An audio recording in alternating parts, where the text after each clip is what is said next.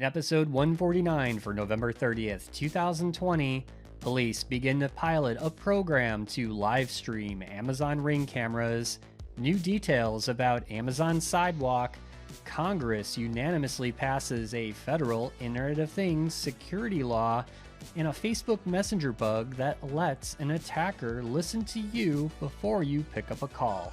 This holiday season, think about giving a gift with privacy, security, and health with Silent Pocket's high-quality product line of patented Faraday bags, phone cases, and wallets. Visit silentpocket.com today and be sure to use discount code SHAREDSECURITY to receive 10% off your order during checkout. Is your team starting to show signs of fatigue from traditional security awareness compliance training, or from phishing assessments that target them for those teachable moments?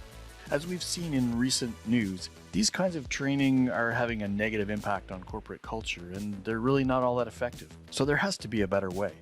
ClickArmor is the first gamified learning platform that helps build a self-defending team through engaging learning challenges and exercises. Its unique lesson templates, built with proven gamification techniques, let people learn and exercise important defensive concepts in a safe and fun environment. Whether you need to quickly deploy a training solution that gets people to stop clicking on things immediately, or you've got your own boring content that needs to be put into a more interesting user experience, ClickArmor can help. So go to clickarmor.ca/shared security to learn how to build a self-defending team. Police in Jackson, Mississippi are conducting a 45-day pilot program which will collect the live streams of security cameras, including Amazon Ring cameras, of participating residents.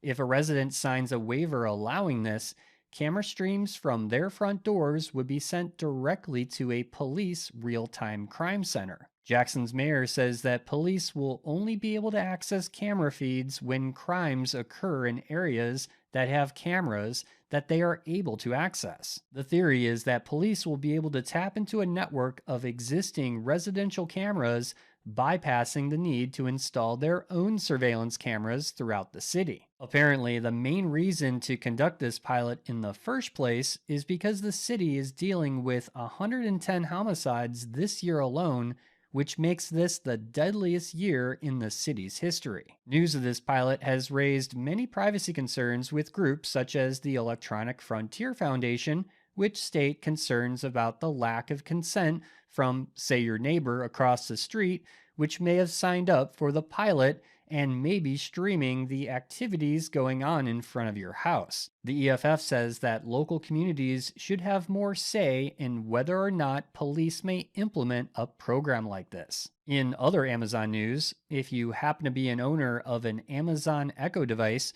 you may have received an email last week stating that Amazon Sidewalk is coming soon to your device. So what is Amazon Sidewalk?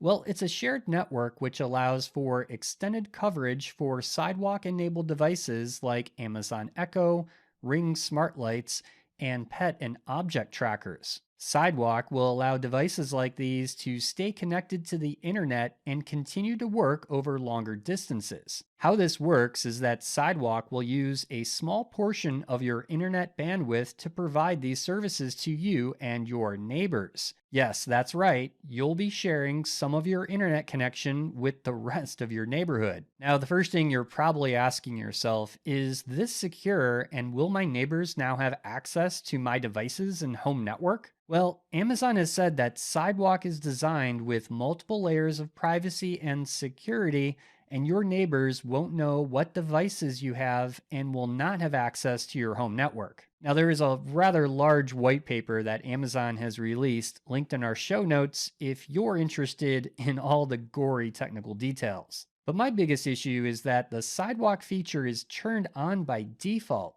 So if you don't want to have your devices participate in this feature, you need to go into your Alexa app and turn the Amazon Sidewalk feature off. And by the way, the setting itself is pretty confusing as it looks at first glance like the setting is actually disabled, but it's really not unless you select the switch as shown in the Alexa app.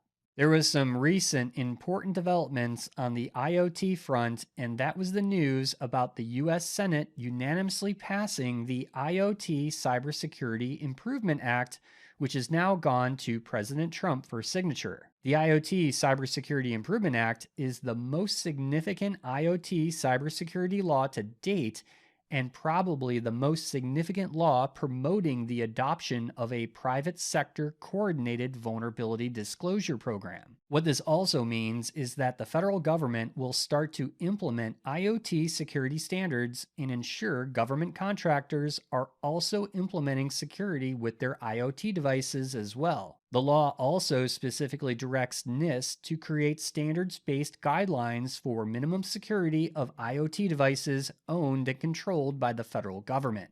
The good thing about NIST is that NIST standards are usually adopted by the private sector for many different types of existing security standards and baselines.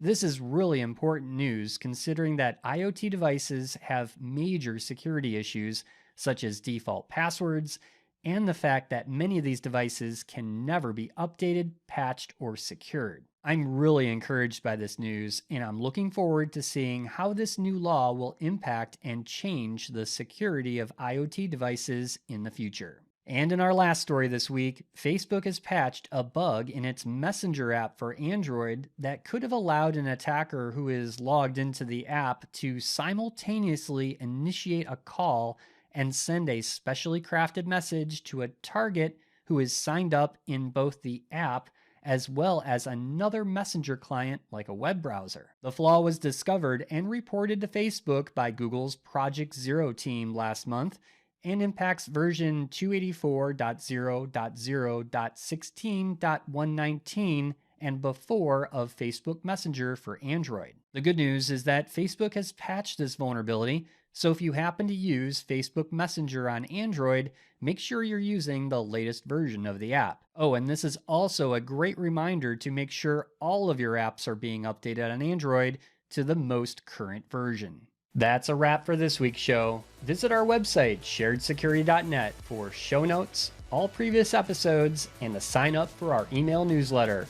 First-time listener of the show, please subscribe wherever you like to listen to podcasts.